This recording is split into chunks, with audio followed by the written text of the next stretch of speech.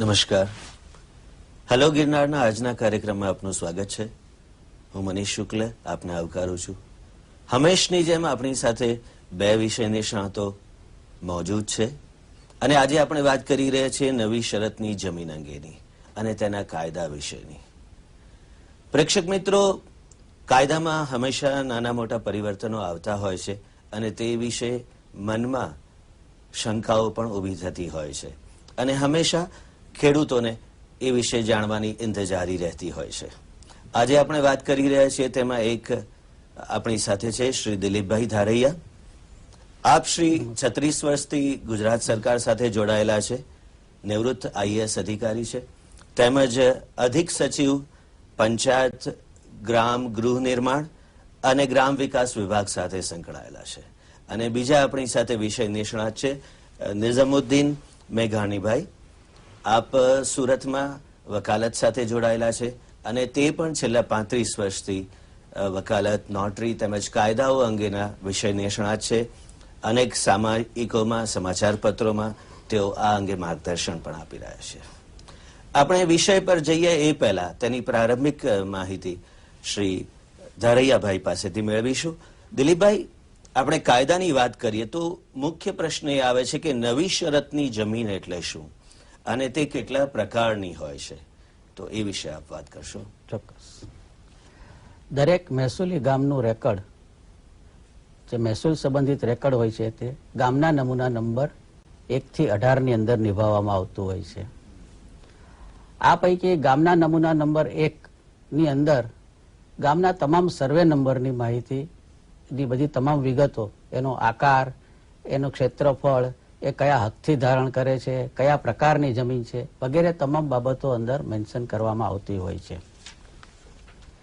આ પૈકીની જે જમીનના હકના પ્રકારની વાત કરીએ તો તે 4 પ્રકારે દર્શાવવામાં આવે છે.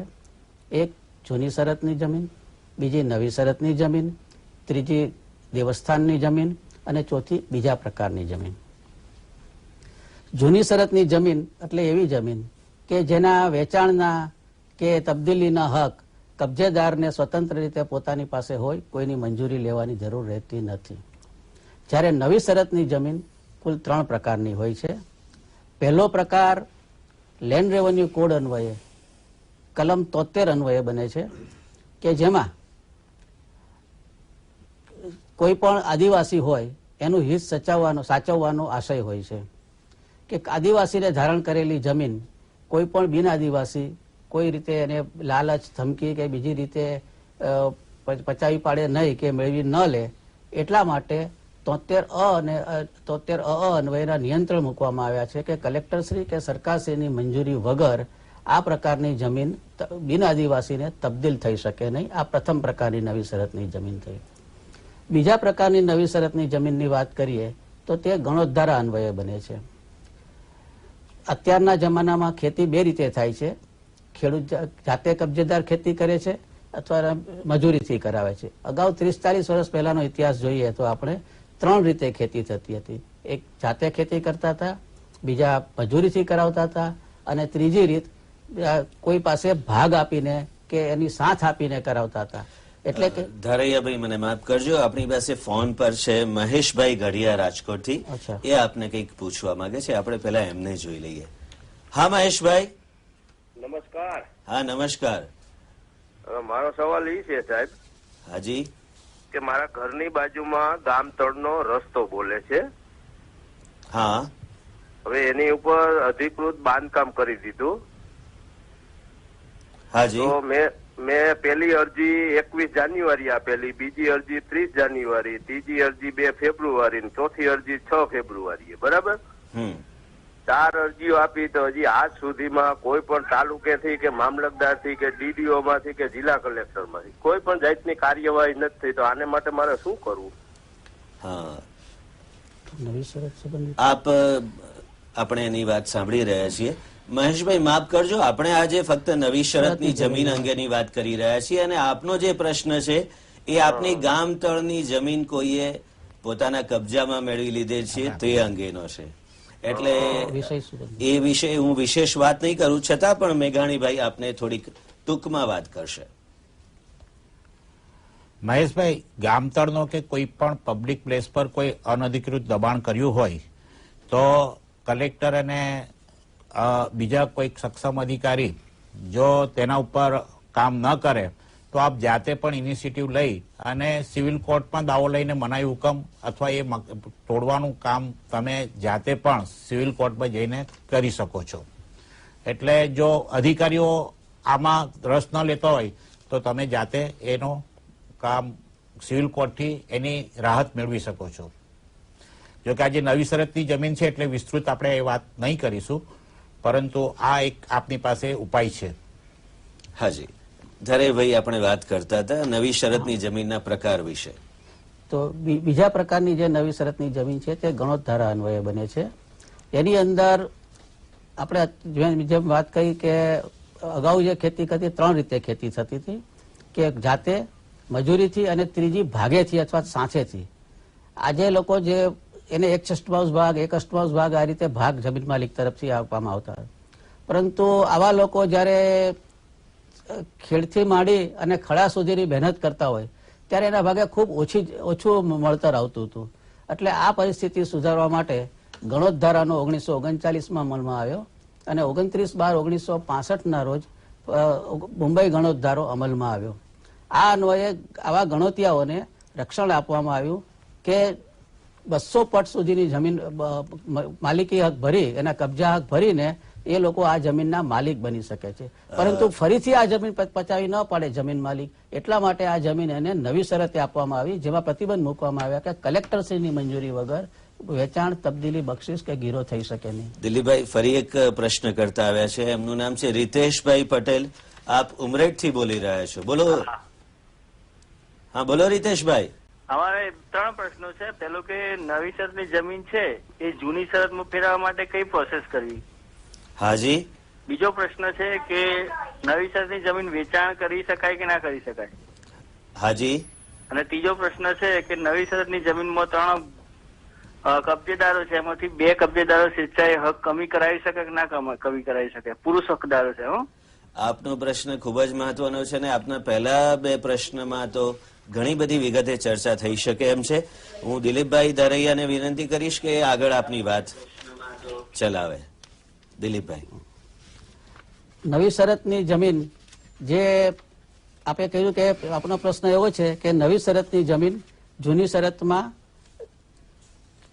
ફરી કેવી રીતે ફેરવી શકાય છે. આપણે અત્યારની જોગવાઈ જોઈએ તો 1/4/2011 થી નવી જંત્રી અમલમાં આવી છે.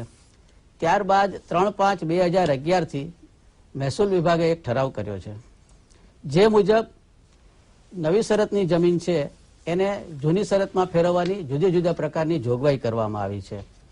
આ પૈકી જો ખેતીથી ખેતીની જમીન હોય તો એને 15 વર્ષ પછીથી કોઈ પણ જાતનું પ્રીમિયમ લીધા વગર આપણે જૂની શરતની અંદર ફેરવી શકાય છે. પરંતુ એની અંદર એક નોંધ રાખવામાં આવે છે કે બિનખેતી હેતુ માટે પ્રીમિયમને પાત્ર આ પ્રકારની નોંધ રાખવામાં આવે છે. ત્યાર પછીથી જો ખેતીથી ખેતીની હેતુ શેની જમીન શહેરી વિસ્તારની અંદર હોય તો 15 વર્ષ બાદ 15% જંત્રીની કિંમતના 25% કિંમત ભરી અને તેને જૂની શરતમાં ફેરવી શકાય છે. પણ બિનખેતીના હેતુ માટે જો હોય તો સમગ્ર રાજ્યમાં 15 વર્ષ બાદ 40% 1/4/2000ની જે જંત્રી છે એની કિંમતથી વેચાણ કે તબદીલીના હેતુ બાદ જમીન શરતની ગણાશે એ રીતે લખવામાં આવે છે અને ફેરવી શકાય છે. શૈક્ષણિક હેતુ હોય તો એમાં 50% પ્રીમિયમ લેવામાં આવે છે અને જો કચ્છ ઇનામી નાબૂદી ધારા હેઠળની જમીન હોય તો ખેતીની જમીન માટે વગર પ્રીમિયમે ફેરવવામાં આવે છે અને શહેરી વિસ્તારની જમીન હોય એટલે કે નગરપાલિકા, મહાનગરપાલિકા એ પ્રકારની જમીન હોય તો આકારણીના 20 ગણા રકમ લઈ અને તેને ફેરવી શકાય છે. અને કચ્છ નાબૂદી ધારા નીચે જો કચ્છ ઇનામી નાબૂદી ધારા હેઠળ બિનખેતીમાં ફેરવવી હોય તો એની અંદર 50% પ્રીમિયમ લેવાની જોગવાઈ છે. કોઈ વ્યક્તિની જમીન જો જમીન સંપાદનની અંદર ગઈ હોય અને એને નવી શરતની જમીન એની પાસે હોય ને એ પોતે બીજી જમીન ખરીદવા માંગતો હોય તો એની અંદર કોઈ પ્રીમિયમ લેવામાં આવતું નથી. ધરૈયાભાઈ, એમનો એક ત્રીજો પ્રશ્ન હતો કે 3 કબજેદારમાંથી 2 કબજેદાર સ્વેચ્છાએ એમાંથી હક કમી કરી શકે નહીં. મને થાય છે નિજામુદ્દીનભાઈ આપ આ વિશે વધારે વિગતે વાત કરી શકશો.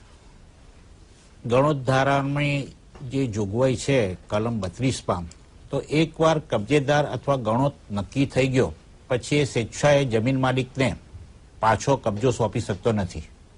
જો એને કબજો સોંપવો હોય તો એને કૃષિ પંચ સમક્ષ અરજી કરવી પડે અને સામાન્ય રીતે એવી રીતે જો ગણત કબજો પાછો સોંપે તો એ જગ્યા સરકારશ્રી હસ્તક મુકાઈ જાય. એટલે એમાં ગણોત પોતાની સ્વેચ્છાએ એ કબજો જમીન માલિકને આપી શકતો નથી. એટલે કોઈ એક કબજેદાર 2-3 માંથી કોઈ એક કબજેદાર કે બધા કબજેદાર કોઈ પણ કબજો જમીન માલિકને સ્વેચ્છાએ સુપ્રત કરી શકે ને એકવાર ગણોત નોંધાઈ ગયો રેકર્ડ પર પછી. હવે એમનો બીજો છે કે નવી શરતની જમીન વેચાણ થઈ શકે કે નહીં. નવી શરતની જમીન વેચાણ થઈ શકે, જેમ ધારાએ સાહેબે કીધું તેમ કે એના માટે સક્ષમ અધિકારી સામાન્ય રીતે કલેક્ટર, અને જો કલેક્ટરે પાવર ડેલિગેટ કર્યા હોય તો પ્રાંત અધિકારી એની પરમિશન આપે અને ધારાધોરણ મુજબ નક્કી થયેલા નિયમો મુજબ જો પ્રીમિયમ ભરે તો એને વેચાણ માટેની પરવાનગી મળી શકે છે. મેઘાણીભાઈ, આપણે આગળ વાત કરીએ છીએ. આપણી સાથે દિગ્વિજયસિંહ વરાઠિયા છે, પણ એક નાનો વિરામ લઈએ પછી આગળ વાત કરીએ.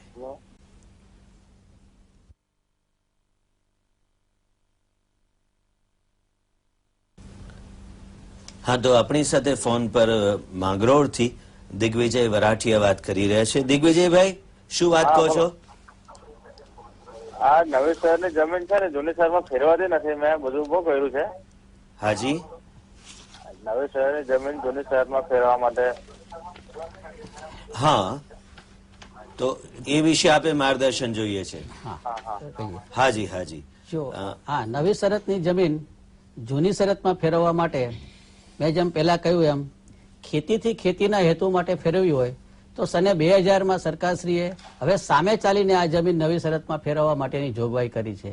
એટલે કે તલાટી પોતાના જ ગામના રેકર્ડ ઉપરથી આવી જમીનો જે છે નવી શરતની 15 વર્ષ ઉપરની આ જમીનો એનું રેકર્ડ મામલતદારશ્રીને મોકલે છે અને પ્રાંત ઓફિસર આ પ્રકારના એને ઓર્ડર કરી આપે છે. એમાં કોઈ પણ જાતનું પ્રીમિયમ પણ લેવામાં આવતું નથી. આ રહી ખેતીથી ખેતી માટેની વાત. પણ જો આપનો પ્રશ્ન બિનખેતીના હેતુ માટે જો ફેરવવાની વાત હોય તો એનો પ્રોસિજર કુલ 91 દિવસનો પ્રોસિજર છે. એની વાત કરું તો સૌથી પહેલા જ્યારે અરજી આવે બિનખેતીના હેતુ માટેની તો કલેક્ટરશ્રીએ એને 7 દિવસની અંદર એના ચેકલિસ્ટ ભરવા માટે મામલતદારશ્રીને મોકલવાની રહે છે. ત્યાર પછીથી મામલતદારશ્રીએ 20 દિવસની અંદર એની તપાસ કરી અને પ્રાંત ઓફિસરને મોકલવાની રહે છે. 10 દિવસની અંદર પ્રાંત ઓફિસર શ્રી કલેક્ટરશ્રીને મોકલે છે અને 30 દિવસમાં કલેક્ટરશ્રી એનું પ્રીમિયમ નક્કી કરી અને એની અંદર એને ફાઇનલ ઓર્ડર 3 દિવસમાં કરવાનો હોય છે. આ રીતે 91 દિવસનો પ્રોસિજર હોય છે. પ્રીમિયમ ભરવા માટે વધુમાં વધુ 1 વર્ષનો સમય આપી શકાય છે.